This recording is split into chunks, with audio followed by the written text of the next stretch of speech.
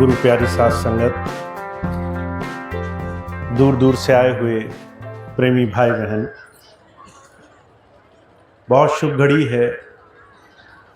बहुत समय के बाद आपके क्षेत्र में पूरनपुर के इस बड़े सुंदर से स्थान पर आज सत्संग का आयोजन हो रहा है।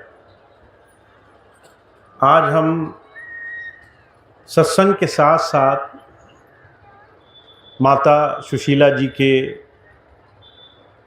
पुण्यतिथि के अवसर पर भी बैठे हैं। आज ही के दिन माता सुशीला जी ने जो भी समय उन्होंने स्वामी जी के साथ आजीवन गुजारा, वो समय पूरा किया और वो अपने इस शरीर से, धराधाम से वापस जिस काम के लिए वो आए वो पूरा करके अपने देश वापस गए। संतों का, महापुरुषों का इस संसार में हमारे और आपके लिए एक बहुत बड़ा संदेश होता है।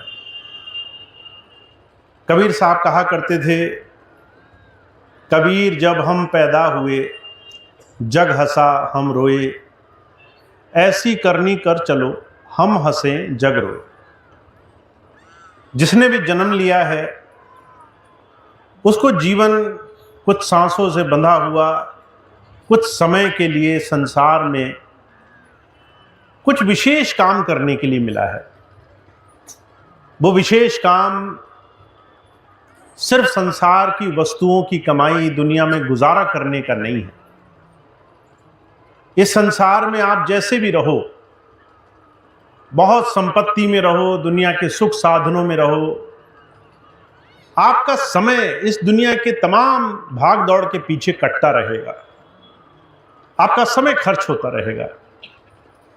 और ये समय जिसका महत्व हमारे जीवन में अनमोल है, उस महत्व को संत हमें और आपको समझाना चाहता है।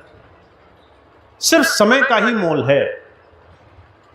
आज अगर आपके पास समय है तो दुनिया की बड़ी से बड़ी सुख सुविधाएं आपको अच्छी लगेंगी, और अगर आपके पास समय नहीं है, आपको दुनिया की सबसे बेशकीमती चीज दे दी जाए, दुनिया भर का राजपाट दे दिया जाए, सुख साधनों के बड़े बड़े आयाम दे दिए जाएं, वो सब बेमाने हो जाएंगे। महाराज जी मिसाल फरमाया करते थे, फर्ज करो अगर तुम्हारे संसार से जाने में सिर्फ एक दिन बाकी हो, तुम्हें पता चल जाए कि आज आखिरी दिन बचा है, कल मुझे संसार से जाना होगा, मेरा शरीर पूरा हो जाएगा, तो दुनिया की कौन सी ऐसी चीज चाहोगे जिससे तुम्हें जीवन में सुख मिले, आनंद मिले? और बहुत से लोगों ने जवाब दिया, धन नहीं, दौलत नहीं, रुपया पैसा नहीं, मकान कोठी नहीं, यहां तक कि लोगों के ताने भी नहीं। जो लोग आज हमें अनगिनत बातों पर बुरा बोलते हैं, तरह तरह से हमारी अवहेलना करते हैं, समाज में बुराई करते हैं, दुनिया में बिना किसी कारण हम पर कीचड़ उछालते हैं, हमें उनकी भी परवाह नहीं रहेगी, क्योंकि हमारा समय, हमें उसकी कीमत का एहसास हो रहा है। ये समय बस एक ही दिन बचा है। इस एक दिन में तुम्हें लोगों से ईर्ष्या, द्वेष, लोगों से बुराई मानने में काट देना है, पैसा गिनने में काट देना है, जमीन नापने में काट देना है, या कुछ ऐसा करना है जो जीवन में अनमोल हो। और महाराज जी पूछा करते थे, अगर हमें और आपसे पूछ लिया जाए कि जीवन में क्या अनमोल है, आखिरी दिन बचा है और वो कौन सी चीज है जो तुम्हारे लिए अनमोल होगी, तो आपका जवाब बहुत छोटी छोटी चीजों पर आकर टिक जाएगा। अपने प्रियजनों का साथ, जिन्होंने कभी आपके लिए अच्छाई करी, उनके साथ थोड़ा सा समय, अगर आपके दिल में सुकून हो कि आप जीवन में कुछ शुभ कर्म कर सको, कुछ ऐसा करो जिससे लगे कि हाँ जीवन में कुछ कर गए, बहुत छोटे छोटे उत्तरों में आपका जीवन बन जाएगा। जब संत आते हैं वो कहते हैं यही वो कारण है जिसके लिए हमने जन्म लिया। जीवन का कुछ ऐसा मोल जो हम अपने जीते जी अपने जीवन को सच्ची कमाई करने में गुजार सकें। माता सुशीला जी का जीवन हमें इस बात की तरफ जीवंत उदाहरण की तरह कुछ बहुत खूबसूरत, बहुत सुंदर ही चीजें दिखाने के लिए कारगर है। अगर आपका अनुभव रहा कभी माता जी के साथ थोड़ा सा समय गुजारने का, मैं बहुत छोटा था जब मेरा समय, मैंने उनके साथ जो भी समय गुजारा, 1995 के आसपास उन्होंने अपना शरीर पूरा किया। इस पूरे समय के दौरान जब स्वामी जी सत्संग में रहा करते थे, अगर आप आश्रम में जाएं, अगर आप आश्रम में पहुंचे उस दौरान, तो माता जी ने सबको ऐसा स्नेह दिया कि आप भी उन्हीं के बच्चे हैं। जैसे माता अपने बच्चे को प्रेम करती है, जरूरी नहीं वैसा ही प्रेम वो पड़ोसी के बच्चे से कर पाए, जरूरी नहीं वैसा ही प्रेम किसी आन गांव के बच्चे से कर पाए। पर माता सुशीला जी की एक खासियत थी, जो भी उनके पास गया, बड़ा बूढ़ा जवान किसी भी उम्र का, उन्होंने सबके साथ अनकंडीशनल, बिना सीमाओं के असीमित प्रेम भावना से सबको देखा। ये जो समदृष्टि बनती है, सबको अपना मानना, ये आसान बात नहीं है। आप इस बात को बहुत आसानी से वेदों में, शास्त्रों में, धर्मों में सुन लेंगे। समदृष्टि अपनाना, सबको अपना मान करके जीना। हमारे सनातन धर्म में एक बहुत सुंदर बात कही गई है कि पूरा संसार, पूरा विश्व कुटुंब की तरह, परिवार की तरह दिखाई दे। वसुदैव कुटुंबकम, पूरा संसार में परमात्मा की सृष्टि तुम्हारे परिवार की तरह तुम्हें दिखाई देने लग जाए।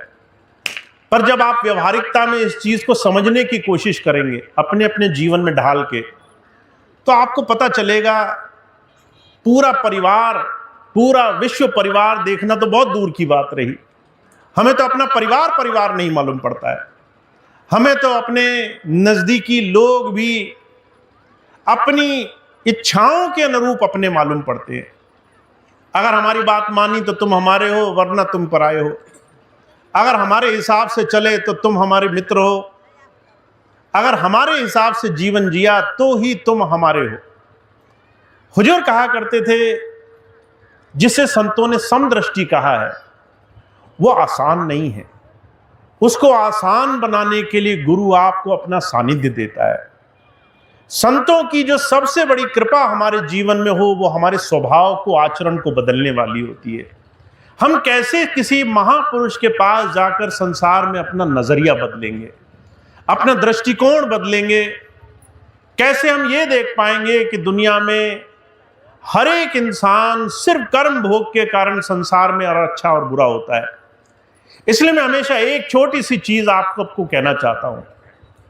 जब किसी संत के पास आप जाओ, ये मत देखो वो क्या करता है, ये देखो वो आपको क्या करने के लिए कहता है। क्योंकि आपको अपने जीवन में जो पाना है, वो बिल्कुल अलग चीज है जो संसार में दूसरे लोग कर रहे हैं। आपके लिए विशेष रूप से क्या जरूरी है, ये सिर्फ कोई सद्गुरु ही आपको समझा सकता है। आप अपने जीवन को इस काल, माया, विषय भोग के संसार से कैसे उठाने में कामयाब होगे, कैसे इस संसार की कीचड़ से अपने आप को निर्मल करने का रास्ता आप बनाओगे। क्योंकि अगर निर्मल आप नहीं बने, कबीर साहब ने कहा है, कबीरा मन निर्मल भया जैसे गंगा नीर, पीछे पीछे हर फिरे कहत कबीर कबीर। अगर अंदर से निर्मलता नहीं आई, अगर अंदर से संसार की तरह तरह की चीजों का क्लेश नहीं छुटा, अगर हमने अपना अंतःकरण नहीं बदला, जीवन नहीं बदला, तो तुम चाहे लाख कोशिश करो, तुम्हें उस प्रभु की कृपा से हमेशा एक कदम दूर वंचित रहना पड़ेगा। हमेशा तुम मांगोगे और जो चाहोगे वो हमेशा एक कदम की दूरी पे रहेगा। उस चीज को पाने के लिए जब सद्गुरु आते हैं तो आपको और हमें जीवन में कुछ सिखाना चाहते हैं। वो कहते हैं अपने जीवन को हमें ऐसा बनाना है जिससे हम उस प्रभु की कृपा के पात्र बन सकें। और उसके लिए एक छोटी सी बात आपको जीवन में अपनानी है, जो मैं आज छोटी सी बात आपको समझाना चाहता हूं। उस चीज को आप हमेशा अपने जीवन में अगर प्राथमिकता दे पाए, प्रायोरिटी दे पाए कि ये चीज मैं आगे रखूंगा तो जीवन में बहुत बड़े बड़े आश्चर्य होंगे, आपको बड़े बड़े काम आपके जीवन में सहजता से बन जाएंगे। महाराज जी कहा करते थे, choose to be right, choose to be kind then to be right. आप सही हो सकते हो पर आपको विनम्र बनना है। सही बनने में और विनम्र बनने में जमीन आसमान का फर्क है। अब मैं आपको उदाहरण देकर समझाता हूं। कई बार चारों तरफ समाज में आपको ऐसे लोग मिलेंगे, जब वो बात करेंगे तो आपको लगेगा ये झूठ बोल रहा है, ये गलत बोल रहा है, ये जो कह रहा है वो सही नहीं है, ये बात किसी भी तरीके से हमारे लिए राजी नहीं है। और आप ये कि मैं सच बोल रहा हूं, इस बात में आप इतने ज्यादा आगे बढ़ जाओगे कि आप किसी की भी पीड़ा का कारण बनोगे, किसी के भी दुख का कारण बनोगे। महाराज जी कहा करते थे, संसार आज सही और गलत में इतना डूब गया है कि मैं सही तुम गलत, मैं सही तुमने गलत चीजें अपनाई, वो हर एक जगह बहस करने में लगा है, हर लड़ाई लड़ने में लगा है, हर तरीके से मन को, इंद्रियों को विषय भोगों में लगाने में लगा है। और जब जब आप ये सही गलत की लड़ाई लड़ोगे तब तक आप सहज नहीं हो पाओगे, तब तक आप अपने जीवन को, अपने लक्ष्य को निर्धारण नहीं कर पाओगे। सही और गलत की परिभाषा बहुत ही हुजूर कहा करते थे, समय अनुकूल होती है। एक छोटा सा उदाहरण मैं आपको सुनाता हूं। अभी कुछ दिन पहले एक छोटा सा बच्चा अपने माता पिता के साथ आया, 2-3 साल का बच्चा। माता पिता सत्संगी बच्चे को साथ लेकर आए, वो हमसे मिलने लखनऊ पहुंचे। जब लखनऊ पहुंचे तो एक प्रिय भाई थे, उन्होंने उनके लिए पानी परोसा, साथ में कुछ खाने पीने की चीजें दी कि भाई दूर से आए हैं, जलपान कर ले। अब वो हमारे सामने बैठे थे, हमसे बात कर रहे थे। बच्चे ने बिस्कुट उठाया और पानी के गिलास में डाल दिया। अब माता पिता आश्चर्य से कि अरे भैया जी के सामने ऐसा कर दिया, ये तो बहुत छोटी सी बात थी। दूसरे ही क्षण बच्चे ने हाथ लिया और उसी पानी के गिलास में जिसमें बिस्कुट डाला था उसी में घोलने लगा। अब माता पिता आश्चर्य से चकित कि अब क्या करें, बच्चे को कैसे समझाएं, ये मत करो, सब गंदगी मत फैलाओ। थोड़ा गुस्सा हुए, चीखने चिल्लाने लगे। मैं बड़े प्यार से देखता रहा। बड़ी देर तक बच्चा उस पानी से, बिस्कुट से गंदगी मचाता रहा। अब बाद में जब वो जाने लगे तो कहने लगे, भैया जी बड़ी गलती हुई, हमें क्षमा कर देना, बच्चा नादान है। मैंने कहा तुम क्या समझे, कौन सही और कौन गलत? अब एक माता पिता जो कह रहे हैं वो नहीं करना चाहिए, वो उनके लिए सही है। एक बच्चा जो हाथ से बिस्कुट घोल रहा है उसके लिए उतना ही सही है। दोनों के अलग अलग सही है। एक के लिए एक सही गलत है, एक के लिए एक सही गलत है। सही गलत की परिभाषा ऐसी ही होती है। आप सही और गलत में जिसमें इतना डूबे हुए हो, वो एक एक नजरिए से, एक एक दृष्टि से बदल जाती है। इसलिए हुजूर कहा करते थे कि नजरें बदलते ही नजारे बदल जाते हैं, कश्ती ने बदला रुख तो किनारे बदल जाते हैं। अगर आप दो लोगों को देखो, दोनों की दृष्टि एक ही लक्ष्य को अलग अलग तरीके से देख रही होगी। अगर मैं किसी को देख रहा हूं और आप किसी को देख रहे हो, वो व्यक्ति बीच में है, हम दोनों अपनी जगह सही हैं, पर दोनों की दृष्टि, दोनों का दृष्टिकोण बदल जाएगा। इसलिए जो कहा करते थे, सही और गलत में संसार डूब गया है, पर सही गलत से इंसान अपेक्षा का, उपेक्षा का, संसार में बुराई का, तरह तरह की निंदा चुगली, तरह तरह की गलतियों का शिकार बनता है। जब संत आते हैं, कहते हैं सही और गलत में मत फंस जाना। इस संसार में सही और गलत सिर्फ दृष्टि का फेर है। जो तुम्हें आज अच्छा लग रहा है, हो सकता है किसी के लिए दुख का कारण हो। जो तुम्हारे लिए बहुत जरूरी हो सकता है किसी के लिए उसका कोई मूल ना हो। जो तुम्हारे लिए सच है वो दूसरे के लिए झूठ हो सकता है। इसलिए सही और गलत में जो जो संसार में फंसकर जीवन जी रहे हैं, वो संत की एक छोटी सी परिभाषा नहीं समझ पा रहे। आप विनम्र हो करके, आप एक कदम पीछे हट करके हर एक के मनोभाव को देखो। किसी इंसान ने किस भाव से किसी काम को करने की कोशिश करी। जब आप एक कदम पीछे हट जाते हो, जब आप अपने जीवन में किसी भी निर्णय को करने के लिए उतावलापन नहीं अपनाते, जब आप हर एक जगह किसी भी चीज को सही और गलत पर नहीं परखते, थोड़ा पीछे हटकर किसी चीज को देखते हो, तो आपको संत दृष्टि प्राप्त होती है। तब आपको गुरु का नजरिया प्राप्त होता है। इसलिए हुजूर कहा करते थे धैर्य रखना।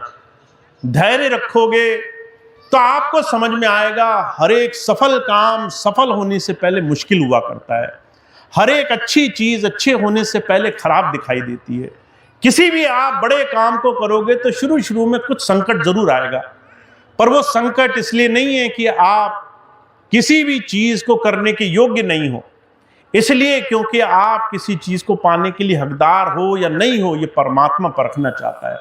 तो हुजूर कहा करते थे वो भाग्यशाली होते हैं जिन्हें संतों का सानिध्य मिल जाता है, पर वो और ज्यादा भाग्यशाली होते हैं जो गुरु की बात को जीवन में समझने की कोशिश करते हैं, जो गुरु की बात से अपने आचरण को अपने स्वभाव को सुधारने की कोशिश करते हैं।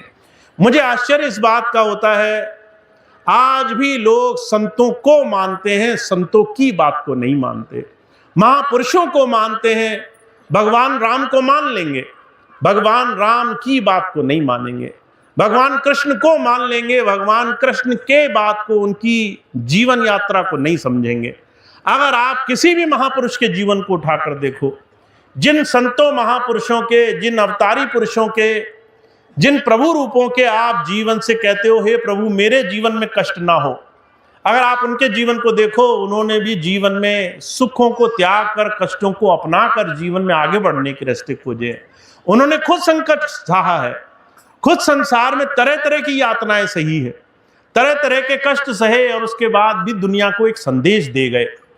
कष्ट में, परेशानी में, तकलीफ में, असुविधा में जो उस प्रभु को याद रख पाया, जो मुस्कुरा कर रह गया, वो जीवन में अपने आप को उस प्रभु की दृष्टि, उसकी दया मेहर से जोड़ने में कामयाब हो गया। तो जो एक छोटी सी बात कहा करते थे, कहा जो दर्द को पीयूषमान मुस्कुरा कर पी गए, वो मृत्यु से मरे नहीं शमशान जाकर जी गए। कहते पीयूष कहते अमृत को। अगर आपने कष्ट को, परेशानी को जो जीवन में आ रहा है उसकी शिकायत नहीं करी कभी किसी से, उसे कहा कि हे प्रभु अगर तू ही दे रहा है तो इसमें कुछ ना कुछ भलाई होगी, मैं से अमृत मान लेता हूं। आज आया, मैंने स्वीकार कर लिया, जो तेरी मर्जी मैं उसमें राजी हूं। कहते अगर तुमने किसी छोटी सी घटना में अच्छे बुरे दोनों को स्वीकार कर लिया, अमृत मानकर पी लिया, कहते मुस्कुराकर तुमने स्वीकार कर लिया, तो कहते वो मृत्यु से, वो कष्ट से, वो तकलीफ से, जीवन के तरह तरह के संकट से बच जाएगा। उसे संसार में किसी चीज की पीड़ा नहीं होगी। तो हमारे और आपके जीवन में हमें एक छोटी सी चीज समझनी है। किसी भी महापुरुष के जीवन को देखो, आप माता सुशीला जी के जीवन को देखो, उन्होंने जीवन में गुरु की बात, उनके भाणे को, समदृष्टि को, समरसता को सीख लिया। कैसे अगर हमने गुरु जी का सानिध्य पा लिया तो हम प्रेम को अपना लें, कैसे हम छोटी छोटी अपनी विकृतियों को दूर कर लें, कैसे अपने छोटे छोटे स्वभाव को बदल लें, कैसे अपने जीवन को हम थोड़ा सा अलग करना शुरू करें। मैं हमेशा एक छोटी सी बात कहता हूं, अगर आप अपने बच्चे को स्कूल भेजते हैं, अगर वो पहले दर्जे में जाता है, पहले दर्जे के बच्चे को आप 12वीं की डिग्री तो नहीं दे देते। 12वीं की डिग्री पाने के लिए तो उसे एक एक करके अपनी क्लास, अपनी कक्षाएं बढ़ानी पड़ेंगी, उसे योग्य बनना पड़ेगा कि वो 12वीं का एग्जाम पास करने योग्य बन सके। तो हुजूर कहा करते थे जब तुम्हारा बच्चा पहली क्लास में बैठकर वो डिग्री नहीं हासिल कर सकता, तो जो तुम आज जीवन जी रहे हो उसमें रह करके तुम उस परमात्मा की दया मेहर की डिग्री कैसे हासिल कर लोगे। उस डिग्री हासिल करने के लिए भी तुम्हें अपना कद तो थोड़ा ऊंचा करना पड़ेगा, तुम्हें अपना स्वभाव बदलना पड़ेगा, तुम्हें अपने जीवन में कुछ चीजें ऐसी हैं जिसको थोड़ा सा अंकुश साधना पड़ेगा। तो शुरुआत कहां से की जाए? छोटी सी शुरुआत करो, अपने जीवन में अपने आप को विनम्र बनाना शुरू करो। जीवन में आपको बहुत सी चीजें सही लगेंगी, पर वो सही चीज ना बोल करके, अपनी जबान कठोर ना करके, अपनी जबान में तंज ना ला करके थोड़ा सा मिठास लाओ, थोड़ा सा अपने जीवन को सरल बनाओ, मीठा बनाओ। सही हो करके आपको कोई बहुत बड़ी डिग्री नहीं मिलने वाली, पर विनम्र हो करके आप अपने जीवन में बहुत बड़े बड़े संकट आसानी से कर लोगे। तुलसी साहब ने एक बात कही है, कहा वर्षीकरण एक मंत्र है, तजजे वचन कठोर, तुलसी मीठे वचन से सुख उपजे चौर। अगर आप वर्षीकरण मंत्र कहते हैं दूसरे को वश में करने वाला मंत्र। आप किसी से भी मिलो और वो आदमी आपका वशधार हो जाए, आपके वश में आ जाए, तो उसके लिए आपको वर्षीकरण मंत्र सीखना पड़ेगा। अब आपको आश्चर्य होगा, हमने ये मंत्र नहीं सीखा भारत के लोगों ने, पर बाहर दूसरे लोग जब भारत आए तो वो इस मंत्र को सीख गए। इंग्लैंड के राष्ट्रपति हुए, मैं उनकी इंग्लैंड के प्रधानमंत्री उनकी चर्चा सुनाता हूं। बेंजामिन डिज़रायली उनका नाम था, जात से बड़े छोटे थे। वहां रानी की परंपरा थी, रानी ही वो सबसे ऊंची रहती थी। आपने सुना होगा इंग्लैंड की महारानी के बारे में। इंग्लैंड की महारानी किसी को भी अपनी जात, अपने स्वभाव से किसी को भी ऊपर नहीं रहने देती थी। बेंजामिन डिज़रायली ने ये ज्ञान पढ़ रखा था। वो गए और उन्होंने कुछ ऐसी चीजें करी कि छोटी जात, नीची जात, कई तरीके से पूरी तरह से अयोग्य होने के बाद भी महारानी ने उन्हीं को प्रधानमंत्री बना दिया। लोगों को बड़ा आश्चर्य हुआ, ऐसी कौन सी चीज थी इस आदमी में जो ये प्रधानमंत्री बन गया। तो हुजूर कहा करते थे उसने वर्षीकरण मंत्र सीखा था। अब वर्षीकरण मंत्र क्या होता है? अगर आपको पता है आप सही हो तो भी 2 सेकंड रुक करके थोड़ा सा श्रवण शक्ति को, कानों को थोड़ा ऊंचा रखना, पहले सुन लेना दूसरा क्या कहता है। उसने सिर्फ एक छोटा सा मंत्र अपनाया। जब कोई सामने वाला बोलता था तो वो बीच में नहीं टोकता था। महारानी अगर कुछ बोलती थी तो जो है वो चुपचाप सुनता रहता था। जब महारानी पूरी बात खत्म कर लेती तो वो धीरे से हामी में सर हिलाता था कि आपने जो कहा सही कहा। अब महारानी से कौन लड़े? उसने कहा कि महारानी को अगर छोटी मोटी चीजों में गलती दिखाने लगे तो मेरी सजा तो तय है। उन्होंने छोटी सी बात समझ ली, जहां काम प्यार से निकलता है वहां पर जबरदस्ती लड़ने की आवश्यकता नहीं है, वहां जबरदस्ती सर खपाने की जरूरत नहीं है। और परिणाम ये हुआ कि उस ऐसे व्यक्ति को जो कहीं भी लिस्ट में नहीं था, उसे सबसे ऊंचा पद सौंप दिया गया। तुलसी साहब इस बात को कह रहे हैं, कहते तुम संसार में रहते तो हो, पर संसार में तुम्हें अपने जीवन में प्रभु ने जो सबसे ऊंचा गुण दिया है उसका तुम इस्तेमाल नहीं करते। अभी तुम अपने जीवन में मिठास का इस्तेमाल नहीं करते, तुम अपने जीवन में अपनी वाणी का इस्तेमाल करते हो, अपने श्रवण का इस्तेमाल नहीं करते। जबान से ज्यादा अगर कान को महत्व दे दो तो हुजूर कहा करते थे आप अपने जीवन में गुरु की दया दृष्टि समझने लग जाओगे। संत आपको सरल बनाना चाहता है, ऐसा सरल बनाना चाहता है जिसके अंदर सारी चीजें ढलने वाली बन जाए। दुनिया का हर एक इंसान वो आप तक आए और आपकी एक छोटी सी बात सुन करके उसका मन आश्चर्य से ओतप्रोत हो जाए। इसलिए हुजूर एक छोटी सी बात कहा करते थे, अगर तुम्हें देखकर किसी की आंखें नहीं चमकती हैं तो समझ लो तुमने जीवन में कुछ नहीं कमाया। अगर तुम किसी के घर गए मेहमान बन करके और लोग हर रोज कह रहे हैं ये जल्दी चला जाता तो अच्छा होता, 2 ही दिन में कहने लगे ये जल्दी से ही रवाना हो जाता, ज्यादा दिन न रुकता तो ज्यादा अच्छा रहता, तो समझ लो तुमने अपने जीवन में कुछ भी नहीं कमाया जिससे तुम अपने जीवन में किसी एक के साथ भी स्नेह से रह सको। तो जो कहा करते थे एक छोटी सी कला संत सिखाना चाहता है, तुम पानी की तरह सरल हो जाओ, तुम पानी की तरह विनम्र हो जाओ, तुम जल की तरह शीतल हो जाओ। अपने जीवन को ऐसा बनाओ जिसमें तुम अपने लक्ष्य को ध्यान में रखो। और वो तभी हो सकता है जब तुम अपने मन को, अपने स्वभाव को, अपने आचरण को, अपने तौर तरीके को संत मत के अनुरूप ढालने वाले बन जाओगे। तो संत आपको संसार में आपसे बड़े बड़े काम नहीं कराना चाहता। एक बार आज से 1.5 साल पहले की बात है, मेरे पास जयपुर से डॉक्टर सुधा जी आई। वो कहने लगी कि भैया जी आप जितने भी स्वामी जी के आश्रम हैं उन सारी चीज़ों को फिर से नए दृष्टि से बनाना शुरू करो। मैंने कहा संत का काम कभी भी जमीन जायदाद संपत्ति आश्रम ये सारी चीजें उसकी प्राथमिकता नहीं होती, ये सब साधन होते हैं। किस चीज के लिए? मानव निर्माण के लिए, इस मनुष्य को पूरा करने के लिए। आप जो गुरु के पास आए वो कैसे अच्छे हो जाओगे? किसी सेवा में, किसी संगत में, किसी सच्चे साधन में लग करके जीवन को पलटते पलटते आप अपने जीवन में जो कर लोगे वो आपसे संत कराना चाहता है। तो संत का काम आश्रम बनाना नहीं है, किसी महापुरुष का काम बड़ी बड़ी संपत्ति बनाना नहीं है। महापुरुष का काम है उन तमाम साधनों से हम जीवन में जो बन जाएंगे, हमने आज शुरू किया और जब हम खत्म करेंगे, जो हमारा परिवर्तन होगा वो परिवर्तन करना संत का काम है।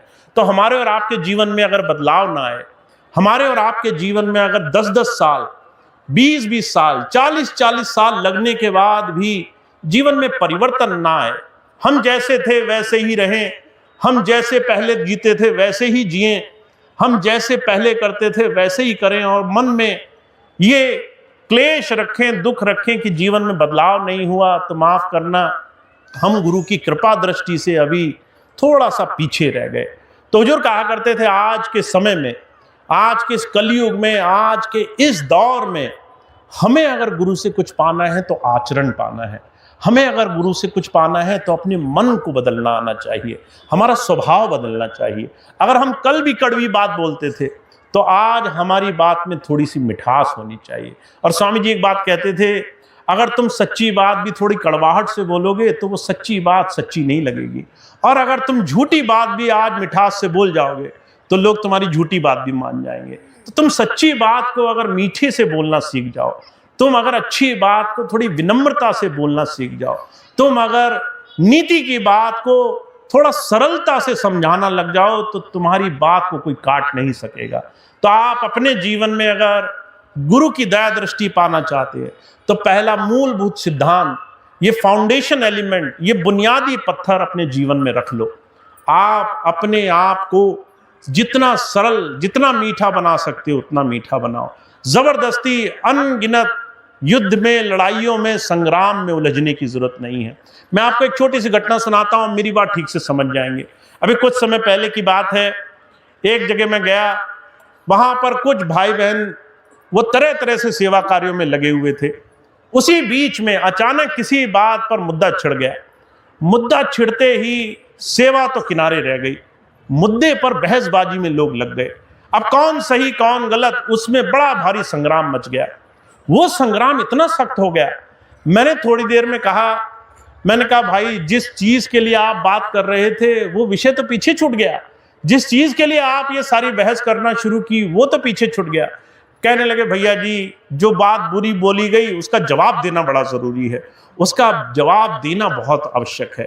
पर जो है उस बहसबाजी का परिणाम नहीं निकला, क्योंकि सबने सही होने की कोशिश करी, किसी ने विनम्र होने की कोशिश नहीं करी। हुजूर एक बात कहा करते थे, सूरज में तेज है ये सब जानते हैं, सूरज प्रकाशवान है, इस बात को किसी को समझाने की जरूरत नहीं है।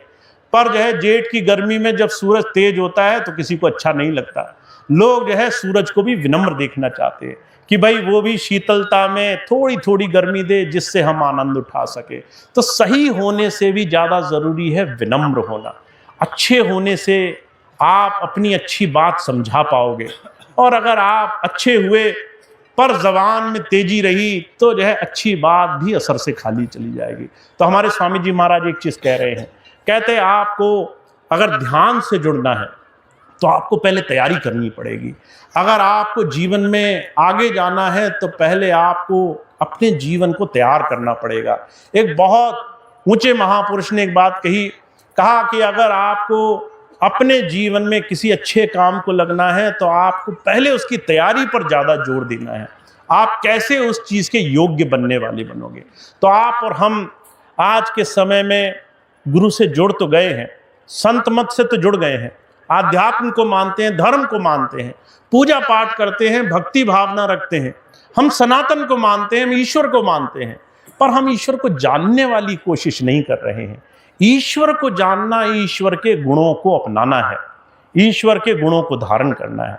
इसलिए पातंजलि योग सूत्र में एक बड़ी सुंदर बात कही गई है, कहा आपके 5 अवगुण हैं, उन 5 अवगुणों से आपको अपने जीवन में गुण भी धारण करने हैं।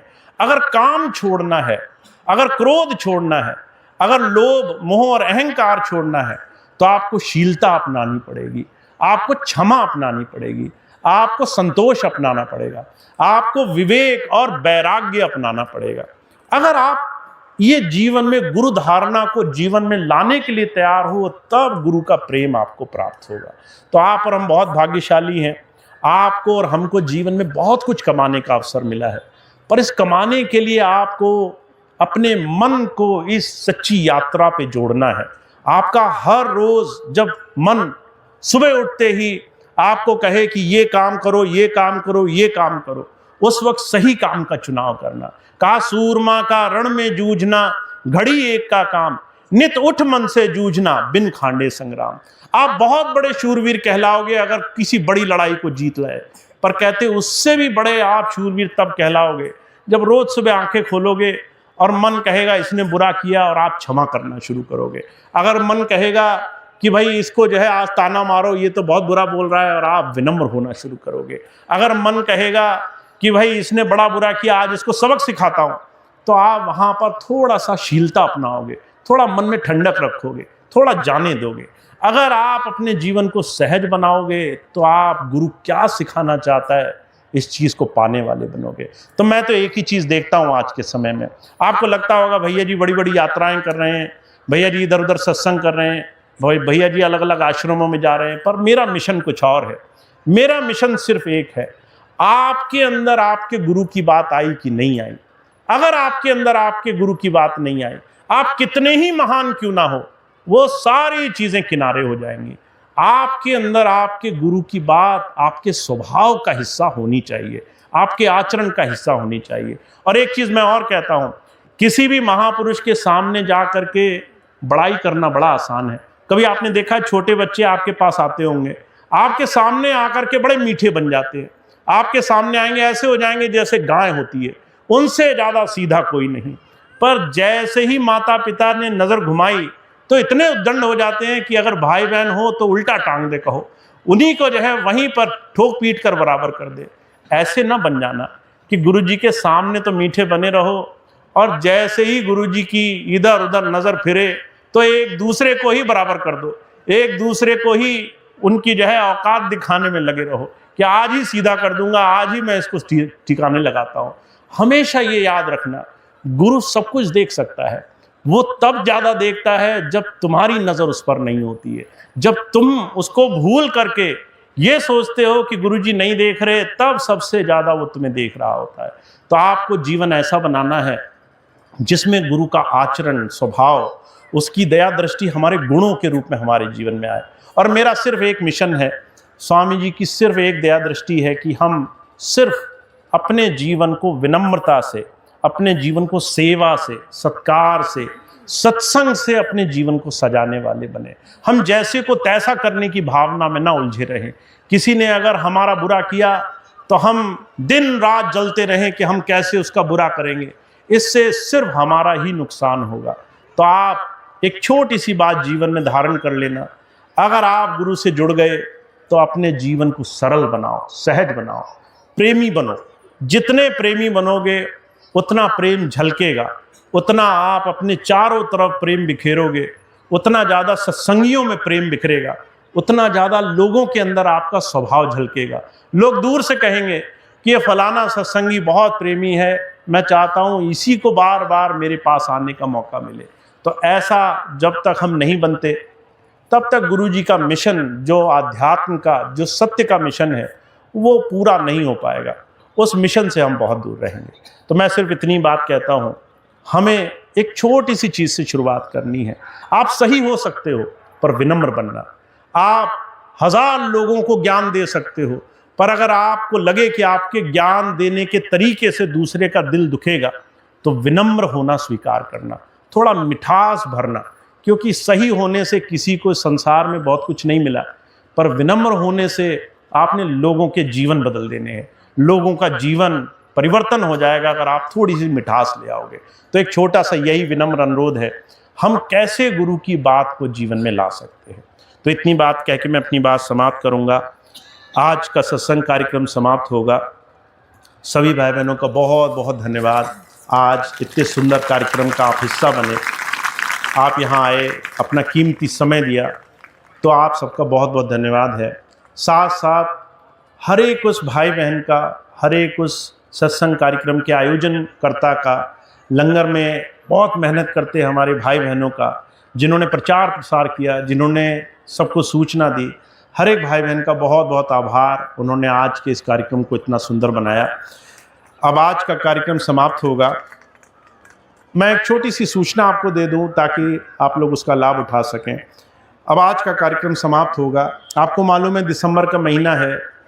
दिसंबर के महीने में 18-19 दिसंबर को इस बार राजस्थान में एक सत्संग भंडारे का आयोजन हो रहा है। वहाँ बहुत से लोग जाना चाहते हैं, बहुत से लोग जा भी रहे हैं। जो भाई बहन जा रहे हैं बहुत बहुत धन्यवाद, वो इतना लंबा सफ़र कर रहे हैं वहाँ तक जाने के लिए। पर जो भाई बहन किसी कारणवश नहीं जा पा रहे, बिल्कुल दिल छोटा ना करें। आप नहीं जा पा रहे, कोई परेशानी की बात नहीं। आप जहाँ हैं वहीं पर गुरु राजी है आपसे। आप जिस प्रेम भाव से उनको याद करेंगे, जिस प्रेम भाव से उनकी याद में रहेंगे, आपका वो छोटे से छोटा प्रयास भी सफल रहेगा। तो जो किसी भी कारणवश नहीं जा सके, वो मेरा तो एक छोटा सा प्रयास है, इस महीने के आखिर में पीलीभीत और बरेली दोनों जगह एक एक सत्संग का आयोजन रहेगा। तो अगर आप किसी भी कारणवश वहाँ ना जा सकें तो आप पीलीभीत के सत्संग में आएँ, आप बरेली मणिनाथ आश्रम के सत्संग में आएँ, वहाँ पहुँचें और इसी माध्यम से आप इस महीने के इस कार्यक्रम का हिस्सा बने। तो जो भाई बहन जा रहे हैं बहुत स्वागत है, जो नहीं जा पा रहे वो बरेली के और पीलीभीत के और जो भी कार्यक्रम आपके आसपास लगे हों वहाँ ज़रूर पहुँचें, उस कार्यक्रम का हिस्सा बने। एक छोटा सा मेरा अनुरोध है, सभी को मैं बार बार एक चीज़ कहता हूँ, जब भी कोई जन्म दिवस कार्यक्रम होता है तो भाई बहन क्या करते हैं कि वो कहते हैं कि केक कटाने की परंपरा, केक कटाने की परिपाटी वो डालना चाहते हैं। मेरा आपसे विनम्र अनुरोध है, मैं बार बार ये बात नहीं कहूँगा। जैसे अभी कुछ दिन पहले मैं हरदोई गया, तो हरदोई में बहुत सारे भाई बहन आए, वो पैर छूने लगे। तो एक भाई ने बड़ा मना किया पीछे से कि भैया जी पैर नहीं छुआते हैं। तो वो कहने लगा भैया जी मना तो नहीं कर रहे। तो भैया जी हर बार तो मना नहीं कर पाएंगे। अगर मैं अपने गुरुजी का नाम लेने की बजाय पैर मत छुओ यही रटन करता रहूं, तो हो सकता है मेरा ध्यान पैरों में ही लगा रहे। तो आप ये बात समझें, एक चीज़ बार बार नहीं कही जा सकती है, एक बार कहनी काफ़ी होती है। एक बार आपको बता दिया जाए, अब आप उसे माने नहीं माने, ऐसा नहीं है ज़बरदस्ती आप ज़्यादा आशीर्वाद ले लेंगे। एक छोटी सी चीज़ जो एक गुरु की इच्छा है, उससे अलग आप कोई चीज़ ज़बरदस्ती करें और आपको लगे कि अरे दुगना चौगुना आशीर्वाद मिल जाएगा, ऐसा नहीं है। आप एक चीज़ सहज भाव से मान लेंगे तो उसमें सबका सुख रहता है, सबके लिए वो चीज़ सहज रहती है। बार बार कोई चीज़ नहीं कही जाएगी तो पैर छुआने की परंपरा वैसे ही बंद है, आप उसे मान जाएं ताकि हमारे सेवादार भाई बहनों को बहुत जोर ना करना पड़े। पर एक छोटी सी परंपरा मैं और मेरे लिए ख़ास तौर से चाहता हूँ आप लोग उस चीज़ को ना किया करें। अभी जन्म दिवस कार्यक्रम है तो लोगों को लगता है केक काटना परंपरा है, पर हमारे भारतीय जो हमारी परंपरा है उसमें केक काटने का कोई रिवाज नहीं है। मैं खुद भी इसके लिए बहुत ज़्यादा खुश नहीं होता हूँ कि आप जगह जगह केक काटें। मैं चाहता हूँ अगर आपको कुछ इच्छा है ही तो आप प्रसाद बनवाएं और प्रसाद सभी साथ संगत को दें, सभी प्रेमियों को दें, सभी भाई बहनों को, बच्चों को दें। प्रसाद की व्यवस्था ये हमारी भारतीय संस्कृति है, पर केक काटने की परंपरा हमारी नहीं है। तो मैं इस परंपरा से आप सभी को, कम से कम मेरे लिए आप इस परंपरा को छोड़ दें। मैं ये नहीं कहता कि आप अपने घर में भी मत करें, वो तो आपकी स्वेच्छा है, आप करें नहीं करें, पर प्रसाद की व्यवस्था ज़्यादा अच्छी है। प्रसाद की परंपरा रखें, आप केक काटने की परंपरा बंद कर दें, कम से कम मेरे लिए तो बंद कर दें, ताकि मुझे खुशी मिले कि आपने मेरी ये बात मान ली। तो आज से ये परंपरा ना दोहराई जाए, ऐसा विशेष अनुरोध है मेरा आपसे। एक छोटी सी बात और है, आपको पता है आप सभी को ये छोटे से कार्ड बांटे जा रहे हैं, आपने देखे होंगे, सभी भाई बहन दे रहे हैं। इस कार्ड को आपको निःशुल्क बांटने का एक बहुत बड़ा प्रयोजन है। अभी मार्च के महीने, होली के बाद से जो भी हमारे क्षेत्रों के कार्यक्रम हैं वो थोड़ा सा धीरे धीरे दूसरी व्यवस्था का रूप लेंगे। तो हमारे बहुत से भाई बहन ऐसे हैं जो हर जगह नहीं पहुंच पाते हैं, हर जगह सत्संग नहीं सुन सकते हैं, पर उनके लिए सत्संग हर रोज़ उन्हें मिल जाए तो ये बहुत सुलभ व्यवस्था हो जाएगी। तो इस कार्ड के पीछे ये एक बार कोड, एक ऐसा स्कैनर दिया गया है। इस स्कैनर को अगर आप अपने फ़ोन से स्कैन करेंगे तो आपको YouTube पे और दूसरी जगह जो भी सत्संग की व्यवस्था है, सत्संग का चैनल है, उससे आप एक बार जुड़ जाएंगे। एक ही बार करना पड़ेगा। एक बार आप जुड़ गए वहां पर, उसके बाद हर रोज जो सत्संग होते हैं, आज पूरनपुर में है, अब जैसे कल हम जाएंगे यहाँ से राजस्थान, और परसों राजस्थान सत्संग होगा 18 तारीख को अजमेर में, 19 को हिरनौदा होगा, उसके आगे होगा। ये सत्संग हर महीने हर दिन चलते रहते हैं। वो सत्संग आप घर बैठे सुन सकते हैं। घर बैठे आपको पूरा सत्संग मिल जाया करे, इससे अच्छी व्यवस्था क्या हो सकती है। पर उसका आसान तरीका है कि आप सभी लोग जिनको निःशुल्क ये कार्ड दिए जाते हैं वो इसका उपयोग भी करें, और इसको आप थोड़ा सा एक बार इस्तेमाल करके देख लें कि आप कैसे ऑनलाइन जरिए से जुड़ सकते हैं। मैं एक छोटी सी बात आपको बताऊंगा, आपको बड़ा आश्चर्य होगा। अभी कुछ दिन पहले हमारी जो सत्संग की टीम थी वो गई और बाहर क्षेत्रों में, आगरा, मथुरा, नोएडा, दूसरी जगह गए, और उन्होंने ऐसे एक प्रचार किया कि भैया जी के ऑनलाइन चैनल से जुड़े। तो एक भाई आए, आकर कहने लगे कि किस चैनल से जुड़े। अब जो सत्संग जो करने वाले भाई थे वो खुद ही चिंता में पड़ गए, क्योंकि प्रचार तो कर रहे थे पर करके नहीं देखा था, खुद कभी नहीं जुड़ के देखा था कि ये चैनल कौन सा है। अब बोल रहे थे कि चैनल से जुड़ें, चैनल से जुड़ें। जब किसी ने पूछा कि कौन सा चैनल है तो वो बहुत चिंता में पड़ गए कि किस वाले चैनल को हाँ बोल दिया जाए। तो अगर आप स्वयं इसको नहीं करके देखेंगे और आप दूसरे को प्रचार करेंगे, बिना खाए अगर दूसरे को बताएंगे कि चीज़ अच्छी है या ख़राब है, तो बड़ी बदनामी हो जाएगी। तो इसीलिए छोटा सा काम करें, एक बार 2 मिनट का समय लगेगा। जिसने कभी नहीं करके देखा है, एक बार इस चैनल को 2 मिनट कैसे इससे जुड़ा जाता है वो व्यवस्था करके देख लें, ताकि कोई भी आपसे पूछे तो आप बता सकें, आप उसको बता सकें कि कैसे चैनल से जुड़ा जाता है। तो ये सब निःशुल्क आपको बांटा जा रहा है, इसका उपयोग करें और इस चैनल से ऑनलाइन जुड़ जाएं, ताकि आपको जहाँ भी हो, आप घर में काम कर रहे हो, किसी भी व्यवस्था में हो, पर सत्संग या किसी भी और जो चर्चाएं की जाती हैं, आध्यात्मिक चर्चा, सामाजिक चर्चा, वो सारी चर्चाएं आप घर बैठे सुन सकें और अपने जीवन को और मजबूत बना सकें। तो ये कुछ बात थी जो मैंने आज आपकी सेवा में रखी। अब आज का कार्यक्रम समाप्त होगा, एक प्रार्थना होगी, उसके बाद आज का कार्यक्रम समाप्त होगा। सभी भाई बहनों का एक बार फिर से बहुत बहुत धन्यवाद।